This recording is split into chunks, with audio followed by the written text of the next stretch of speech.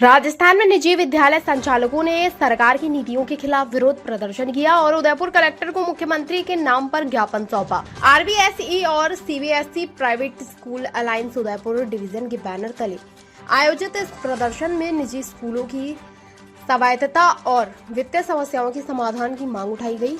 इस दौरान उन्होंने कहा कि आरटीई के अंतर्गत प्राइवेट स्कूलों को पूर्व प्राथमिक कक्षाओं का भुगतान नहीं दिया जा रहा और आरटीई पुनः भरण की यूनिट कॉस्ट में कई वर्षों से वृद्धि नहीं की गई। साथ ही मांगों पर विचार न करने तक नवीन सत्र तहत प्रवेश नहीं देने का निर्णय लिया है। प्रेस वार्ता लेक सिटी प्रेस क्लब में आयोजित की गई, जिसमें Jitesh Shrimali, doctor Dilip Singh Yadav, doctor Upendra Rawal, CP Rawal, Girish Joshi, अनुभव गौड़, कुशल रावल, कपिल शर्मा सहित कई निजी स्कूल प्रतिनिधियों ने भाग लिया।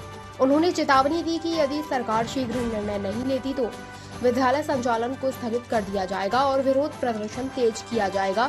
यह मामला शिक्षा क्षेत्र से जुड़े लाखों छात्रों और अभिभावकों को प्रभावित कर सकता है। नमस्कार, मैं दिलीप सिंह यादव।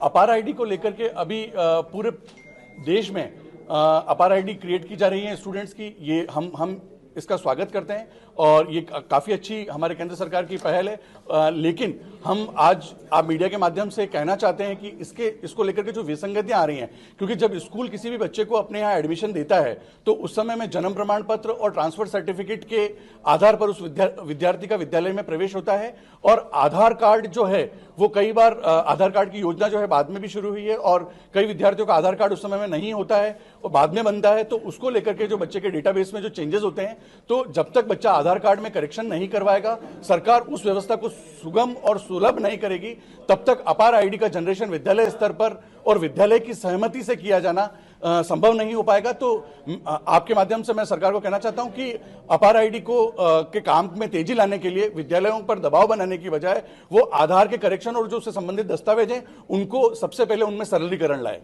ये सर, आपका नाम बताएं और किस तरह का जो आपने कोलैबोरेशन किया है और क्या समस्या है? मैं जितेश श्रीमाली, यहाँ उदयपुर में 3 तरह के संगठन स्कूलों की पैरवी करते हैं। Private school directors management association, school शिक्षा परिवार और सहोदय सीबीएसई स्कूल का।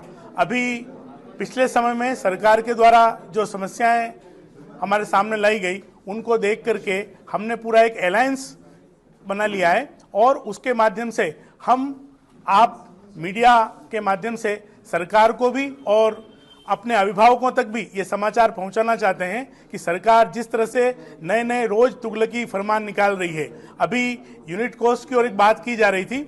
सबसे जो महत्वपूर्ण बात है, सरकार ने पुस्तकें हमको देने के लिए कहा, चाहे वो हैं भले ही 202 रुपए, लेकिन उसमें पेज डालने के लिए भी सरकार ने एक नई व्यवस्था बना दी कि 202 रुपए भी जो हैं वो अभिभावकों को दिए जाएंगे, जबकि पिछले सत्र की पुस्तकें हम अपने अभिभावकों को, बच्चों को उपलब्ध करा चुके हैं। सीधा सीधा उन रुपयों को भी उनसे जो यूनिट कॉस्ट है उससे कम किया जा रहा है। इस प्रकार के सरकार द्वारा हमारी स्वायत्तता पर जो नए नए प्रश्न लगाए जा रहे हैं उसको लेकर के अभी इस अलायंस के माध्यम से हमने निर्णय किया है कि हम आरटीई के PP3 जो एंट्री क्लास है उस एंट्री क्लास में प्रवेश नहीं देंगे जब तक सरकार इस बात को नहीं मान लेती है कि हम PP3, PP4, PP5 की कक्षाओं का भुगतान करेंगे। धन्यवाद। मैं सीपी रावल। अभी हमने कल निम्बाक कॉलेज में एक आम सभा की थी, जिसमें पीछे जो आप बैनर देख रहे हैं, सीबीएसई विद्यालय, आरबीएसई के विद्यालय और हमारा एक संगठन है स्टेट लेवल का स्कूल शिक्षा परिवार संघ, तीनों ने मिलकर के एक अलायंस बनाया।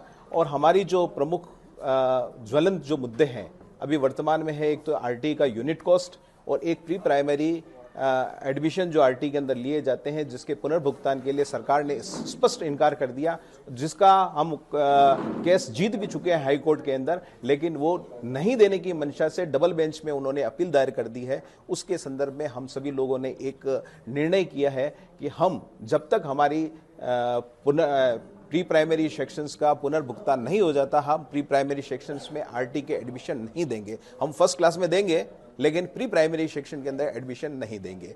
5वीं बोर्ड का जो एक मुद्दा है कि आरटी एक्ट के अंतर्गत 8वीं तक की जो परीक्षाएं एजुकेशन होती है जो निशुल्क होती है, 8वीं में भी बोर्ड होता है, 5वीं में भी बोर्ड होता है, तो 8वीं की बोर्ड की शुल्क सरकार द्वारा नहीं लिया जाता था, नहीं लिया जा रहा है, लेकिन इन्होंने 5वीं बोर्ड का शुल्क निर्धारित कर दिया है जो बिल्कुल अवैध है, बिल्कुल सरासर गलत है। वो जबरन वसूली है।